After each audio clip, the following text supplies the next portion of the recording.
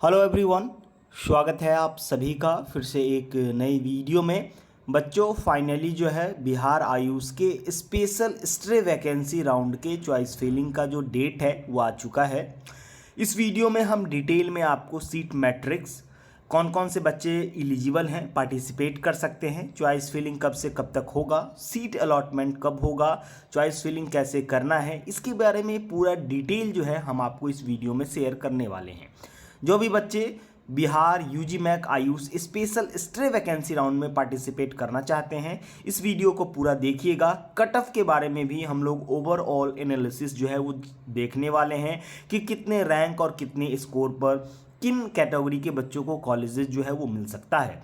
Finally जो है stray vacancy round में जो बच्चे फॉर्म ऑनलाइन किए थे उनको स्पेशल स्ट्रे वैकेंसी राउंड में फॉर्म ऑनलाइन करने की ज़रूरत नहीं थी। वो बच्चे सिर्फ विलिंगनेस करके स्पेशल स्ट्रे वैकेंसी राउंड में पार्टिसिपेट कर सकते थे।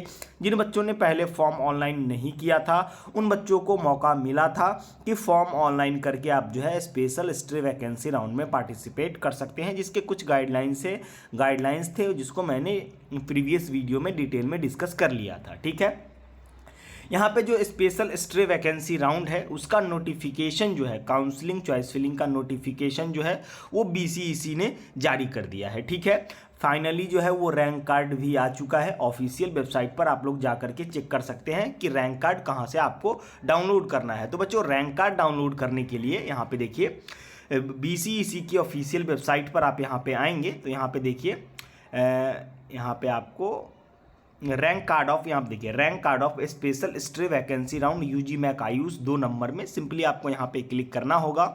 जैसे ही क्लिक करेंगे तो आपको यहाँ पे क्या करना होगा, अपना यूजी मैक आईडी और डेट ऑफ बर्थ, जो बच्चे फॉर्म ऑनलाइन किए हैं उन्हीं को यूजी मैक आईडी जो है वो मिलता है। सो रैंक क्लिक करेंगे और वहाँ पे एलिजिबिलिटी क्राइटेरिया, एक रैंक कार्ड के नीचे में रिमार्क लिखा होगा।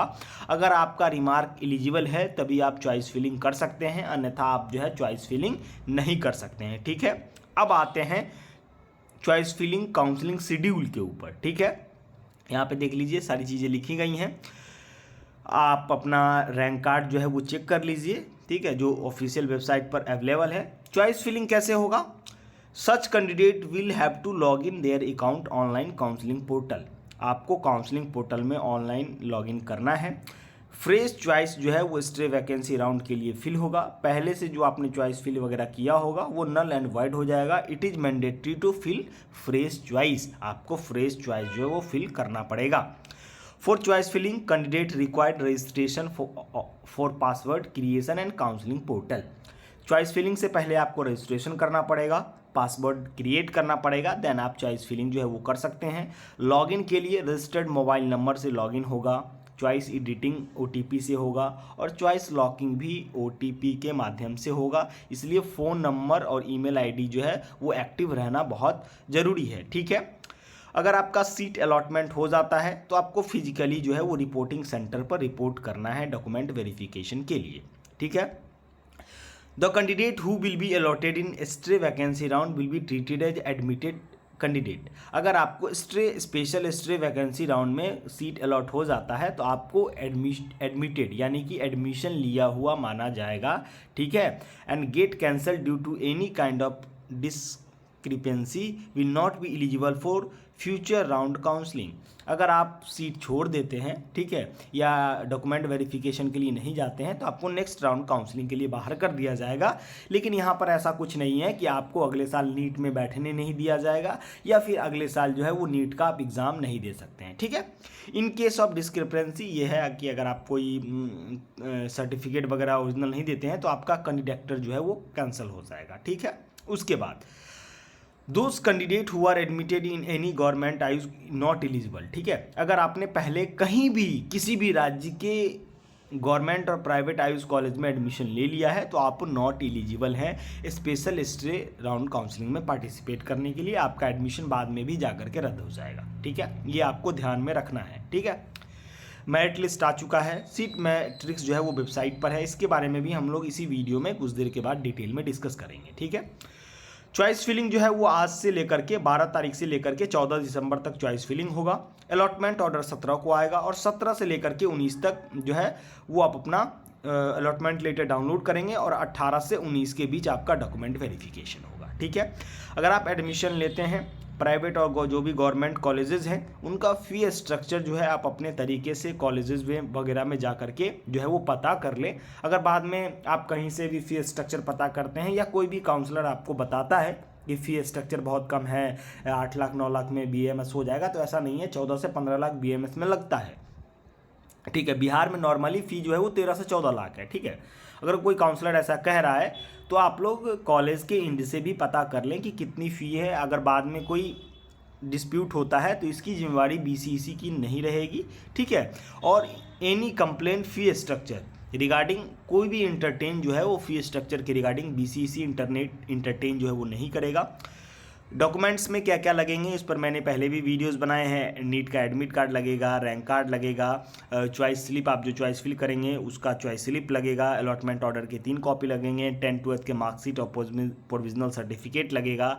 ठीक है, उसके बाद caste certificate, category certificate, 6 passport size photo, Aadhaar card part A, part B, check slip, biometric form और जिस कैटेगरी से आप एडमिशन लेते हैं उस कैटेगरी का सर्टिफिकेट। ठीक है, किन्हीं भी बच्चे को कोई डाउट होता है या हमारे एक्सपर्ट के थ्रू चॉइस फिलिंग करवाना चाहते हैं, बच्चों क्या है ना कि चॉइस फिलिंग बहुत मायने रखता है, बहुत मायने रखता है। आपको लगता होगा कि सिर्फ कॉलेज ही भरना है, तो क्या है कि ओवरऑल लास्ट ईयर के रैंक वगैरह को देख के कॉलेजेस कौन से ऊपर रखने हैं, कौन से नीचे रखने हैं, कॉलेजेस मिलेगा नहीं मिलेगा, तो ओवरऑल सिनेरियो को एनालिसिस करने के बाद चॉइस फिलिंग किया जाता है। जैसे तैसे चॉइस फिलिंग तो आप भी क्लिक कर दोगे, 2-3 बटन डाल दोगे, बात खत्म है, कॉलेज डाल दोगे। ठीक है, तो ये सिनेरियो जो है वो मैंडेटरी है। ठीक है, उसके बाद हम आते हैं सीट मैट्रिक्स के ऊपर। ठीक है, तो सीट मैट्रिक्स भी बच्चों जो है वो यहाँ पे आ चुका है। ठीक है, seat matrix for special stay vacancy round UGMAC Ayush. जो भी बच्चे हमारे व्हाट्सएप ग्रुप और टेलीग्राम चैनल में जुड़े हैं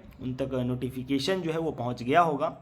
तो फाइनली देख सकते हैं, अगर गवर्नमेंट कॉलेजेस की बात करें BMS, BHMS और BUMS में, तो अनरिजर्व का 4 सीट खाली है, अनरिजर्व फीमेल का 5 सीट है, SC का 3 सीट है, EBC का 1 सीट है, BC कैटेगरी का 2 सीट है, EWS का 1 है, टोटल 16 है और 7 सीट जो है वो डिसेबल कोटा का है, जिसमें कि टोटल जो है 7-6-13 23 सीट जो है वो खाली है गवर्नमेंट कॉलेजेस में।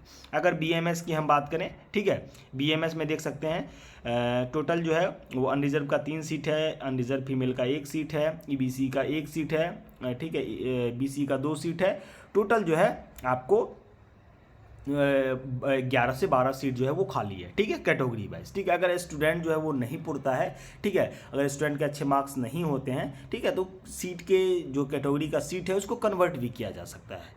ठीक है, कन्वर्ट हो जाता है। ठीक है, तो इसी तरीके से देख सकते हैं 5 सीट जो है RSC बेगूसराय में BMS का है, 7 सीट जो है वो आपको RSC पटना में ओवरऑल जो है वो RBTS में टोटल 9 सीट खाली है, तिब्बी कॉलेज में आपको 2 सीट खाली है। ठीक है, वहीं प्राइवेट कॉलेज की बात करें, दयानंद सिवान में 1 सीट खाली है, RK चंद्रा पटना में 11 सीट है, हिमालय में 3 सीट है, JP में 13 सीट है, श्री मोती सिंह में 8 सीट है, उसके बाद आप देख सकते हैं स्वामी राघवेंद्र जो मुजफ्फरपुर में 8 सीट है। उसके बाद और भी BHMS के हैं, उसमें सीटें जो है वो खाली है। BHMS BUMS जो है वो 200 के ऊपर जो भी बच्चे का स्कोर है उनको मिलने के चांसेस हैं।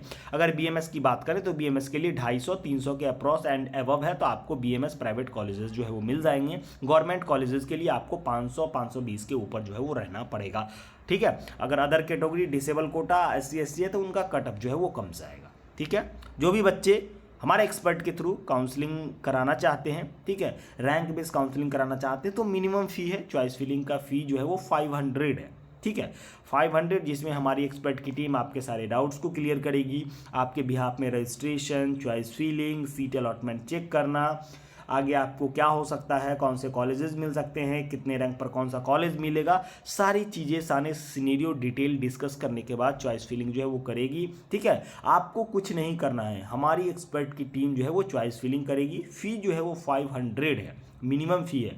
अगर कोई भी काउंसलर आपको ये कहता है कि 20,000, 10,000 या 50,000 हमें फ़ी पेमेंट कर दो, कॉलेजेस में दिलवा दूंगा, तो उनके चक्कर में बच्चों मत रहो। ठीक है, क्योंकि मेरिट बेस ही कॉलेज मिलना है, ओपनिंग क्लोजिंग रैंक आता है। ठीक है, तो ये पॉसिबल ही नहीं है कि आपको वो कॉलेज दिलवा दें। हाँ, ये एक चीज़ हो सकता है कि जैसे कि BHMS BUMS की सीटें कुछ कॉलेजेस में खाली रह जाती हैं, तो आप वहाँ जाके डायरेक्ट जो है वो एडमिशन ले सकते हो, लेकिन काउंसलिंग के बाद, पहले नहीं। काउंसलिंग के बाद, ठीक है। तो ऐसे लोगों से आपको सावधान रहना है और किसी भी काउंसलर को काउंसलिंग के लिए और सीट अलॉटमेंट के लिए 10,000, 50,000, 25,000 जो है वो पे नहीं करना है। आपको एडमिशन जो है वो काउंसलिंग के थ्रू ही लेना है और काउंसलिंग के थ्रू ही अगर आप जाते हो तो बेस्ट रहेगा, ठीक है। डायरेक्ट जो है वो फर्जीवाड़ा होता है, ठीक है, पैसे आपके चले जाएंगे। काउंसलर जो है फ्रॉड करके पैसा ठग के आपका ले जाएगा और पैसा नहीं देगा। ऐसा बहुत सारे स्टूडेंट के साथ हो चुका है। बहुत सारे जो काउंसलर्स हैं पटना में बैठे हैं, ठीक है, जो डेटा निकाल के बच्चों को कॉल भी करते हैं, कम नंबर वाले बच्चों को मैं सीट दिलवा दूंगा। तो भैया ऐसा कुछ नहीं है, ऐसे लोगों से आपको दूर रहना है। जो भी बच्चे इंटरेस्टेड हैं चॉइस फिलिंग के लिए, तो वीडियो के डिस्क्रिप्शन बॉक्स में मैं एक नंबर दे रहा हूं, उस नंबर पर आप लोग रैंक कार्ड भेज के मैसेज कर सकते हैं, ठीक है। अगर आपके कोई भी डाउट्स हैं तो वीडियो में मैं डाउट्स क्लियर कर देता हूं। वही बच्चे व्हाट्सएप पे कांटेक्ट करें जो चॉइस फिलिंग और काउंसलिंग के लिए इंटरेस्टेड हो, क्योंकि बहुत ज़्यादा की संख्या में कॉल और मैसेज आना स्टार्ट हो जाता है, तो मैं भी क्या है ना बच्चों को इग्नोर करना स्टार्ट कर देता हूँ, ठीक है।